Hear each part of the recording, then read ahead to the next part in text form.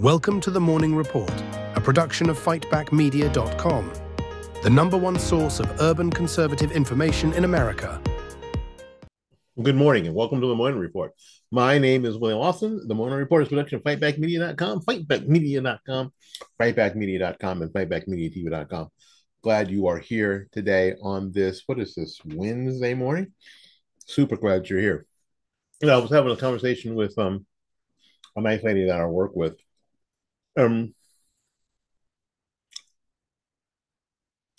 She is a hardworking Republican lady.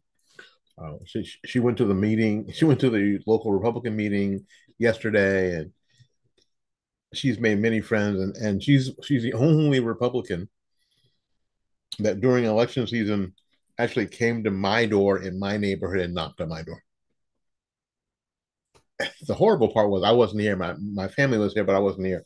She was the only one, and all the time that we've lived here. Very impressive. Sweet lady too. Love her. So we were having this conversation, and I always seem so negative anymore. And I don't mean to seem negative, but I always seem so negative. But it seems like every dang on day, I get more and more reason to be negative. This lady and Republicans like her bust their asses. Midterms, midterms and presidential election cycles and seasons. And these folks, and this lady knocks on doors, travels. Like my house is a long way from her precinct that she's responsible for. But she was keeping a promise to me. And she has good working relationships with a lot of people, in our local Republican Party, and tries to avoid all the drama that, working with people can bring. And it makes me angry when I have to talk about this kind of story. So if a person familiar with all of this says this, that the Rules Committee is no longer going to meet this morning at 8 o'clock. Such a move adds further concerns for, I don't know, conservatives who are already worried about such a continuing resolution, or as the conservatives are calling it, a cramnibus. It's cramming everything they can in here. Because on Tuesday night, Congress released a spending bill that is more than 1,500 pages. 1,500 pages. Right off the bat, before we even get into what the bill contains, it's 1,500 pages to start with. There are concerns about being able to adhere to the 72-hour rule that gives members time to read the bill. So if XYZ member decided to sit down with the bill, all 1,500 pages, we'll put a picture up here so you can see. Hopefully I can remember in the edit to put the picture up there. Thank you. That's my co-host telling me to remember. 1,500 pages. And if you do nothing else, you may be able to get through reading 1,500 pages. Now, can you digest 1,500 pages of this stuff and understand and react to in 72 hours? Can you? Anyway, the continuing resolution would keep the government open until March 14th. That's all these are, because the government has run out of money. And these CRs are ways to keep things going. When what needs to happen, and what most conservatives have said for years, what needs to happen is that, during a shutdown, the Congress needs to get in, the Congress, the representatives need to get in and form a budget, period. And if it takes a month or 2 months or 3 months to get it done, get it done. And the longer it lasts, the longer it takes, and the more pressure that gets put on people who work for the federal government and people who depend on the federal government for this and that would be more impetus to get it done. and then never let it lapse again. And this seemed like a perfect time. It seemed like a perfect time to just let it ride because we've been told that this was that this wasn't going to happen. We were told this wasn't going to happen by Speaker of the House Mike Johnson. We were told this wasn't going to happen. We have broken the Christmas omni, and I have no intention of going back to that terrible tradition.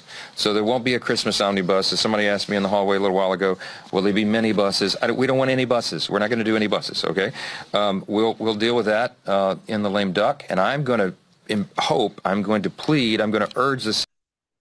And yet, here we are. Uh, so this continual idea that Republicans now run the House, so we're now going to be fiscally responsible, doesn't seem to be the case. Doesn't seem to be. So we know that the continuing resolution is bloated because all these omnibuses are bloated, and in more ways than one, beyond the amount of pages, which is almost 1,500 pages. I think it's a little over 1,500. I downloaded it, and no, I'm not printing it out. I'm not. I'm not going to print it out so you have access to it. You're going to have to go and print it out yourself. If I remember, if you make me remember, I'll put a link to that in the description box, and you can read it yourself. You won't, but you can. I'll make it available to you. It would seem like the government would make it available to you, but they're not going to. So I'll make it available to you. Um, Mike Johnson, Republican from Louisiana, has reminded us that Hurricanes Helene and Milton have made it necessary to include disaster aid in here. This is from the Hill.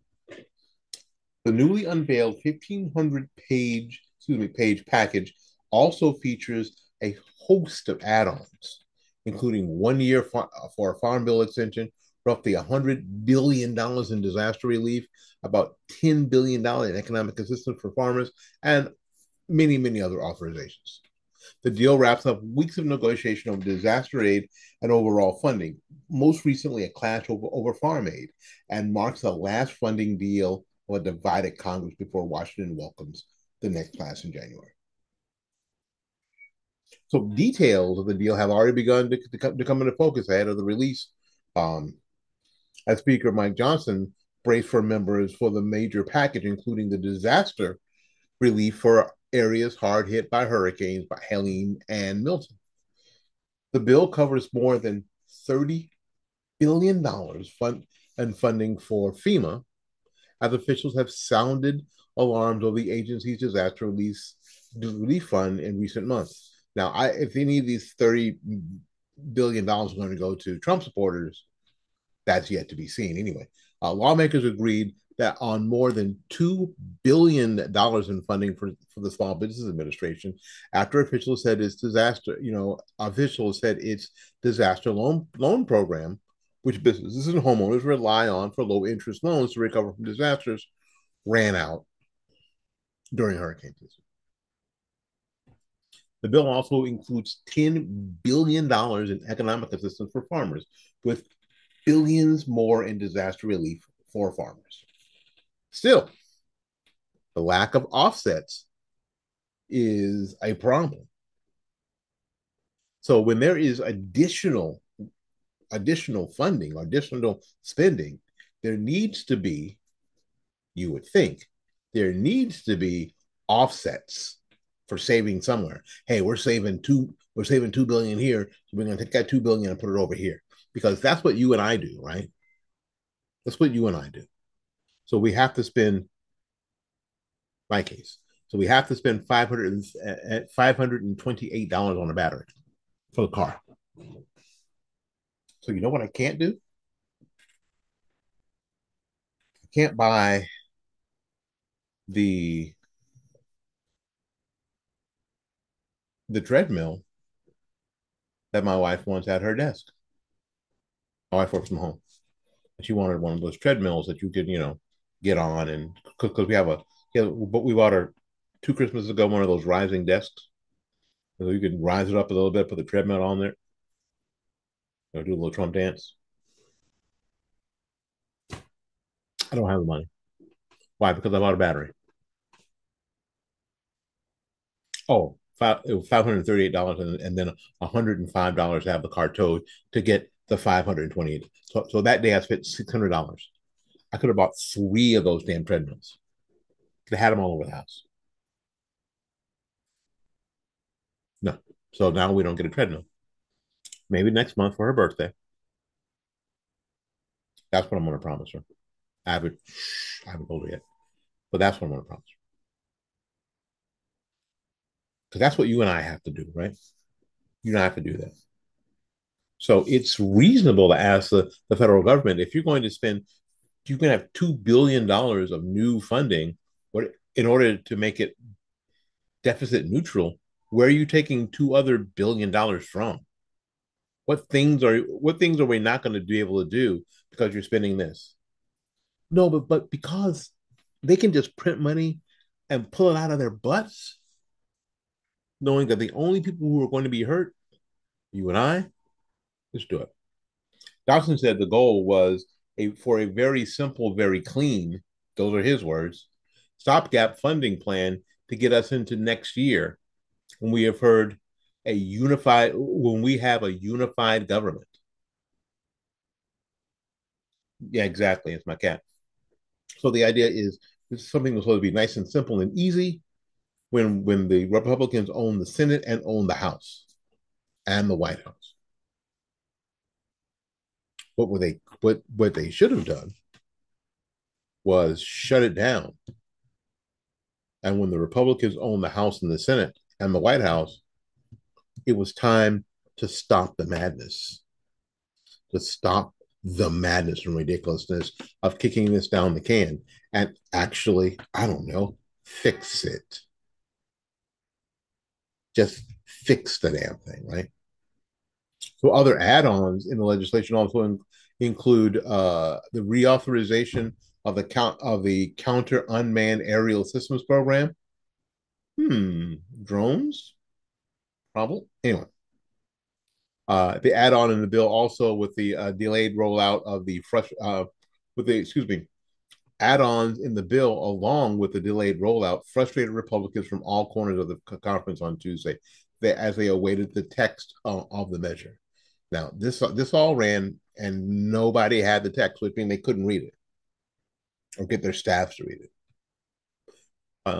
Speaker Johnson said earlier yesterday, or that was Tuesday, that the goal was to go through the regular process for considerations of the text in the lower chamber. If he goes that route, the earliest lawmakers could vote on the text would be Friday under the House's 72-hour rule, which would mean the Senate needs to act quickly before the Friday midnight funding deadline. This is, again, one of those things like, what are we going to do? We're going to wait, and then we're going to panic and then have our hair on fire that somehow, if we don't get this done, we'll have to shut down the government. Shut that down. Turn it off. Get it fixed. The report also mentions conservative members like Marjorie Taylor Greene and Eric Burleson and Ralph Norman. Another member, Chip Roy, who like Burleson and Norman, is a member of the Freedom Caucus, has been quite vocally opposed, and we're going to show you a clip. If I can remember to put the clip in, I'm going to try to remember. Go for it. Can we get you real quick? Sure. Of course. I mean, it's just swamp's going to swamp, right? 1,400 pages. Still haven't seen the text. Multiple subject matters. Important healthcare legislation in the context of extenders piled on the back of a 3-month CR with about $110 billion unpaid for, $25 billion of healthcare policy, half of which is fake pay for, being sold that is pay for because they're gimmicks and shuffling around the decks. Things like E15, which we didn't even have a full debate on. This is not the way to do business, right? And so, we've said we'd do something different. Since we've been given the majority again, we're adding $330 billion in literally totally unpaid for additional deficit spending just since November 5th in 40. Of Chip Roy's basically saying like, swamp's going to swamp, baby. What he says is that we are fundamentally unserious about spending. As long as you got a blank check, you can't shrink government. As long as you can't shrink government, you can't live free. Roy said as part of his remarks earlier, to reporters earlier on Tuesday. If you've got a budget, what you don't have is a blank check. You have a certain amount of money. One of the things I like about being a member of the credit union was when we bought cars, and we probably got another couple car buys in us before we're not going to do it anymore. Hopefully I don't have another $500 battery in me, because I don't have another one of those in me, hopefully. One of the things that we liked doing was getting pre-approved and getting a draft. You get pre-approved and they say, hey, you've got X number of dollars to spend on a car. All they have to do is come down and get it. Get the money, get the draft. All you gotta do. So they give you a piece of paper, and it says exactly how much money that you have available to you. And it's great. I love it. I just love it. Because you go into the dealership and you go, and you find a car and you look at the price on it and you go, okay. And then you ask this question: well, what's the best price you can give me on this car? And if the dude says, and for me, if the dude ever said, it's there on the sticker, that's the best price. And if I thought that was a price, and if it fit the price that was in my draft, I'd buy the car. Easy. Didn't have to fight about it.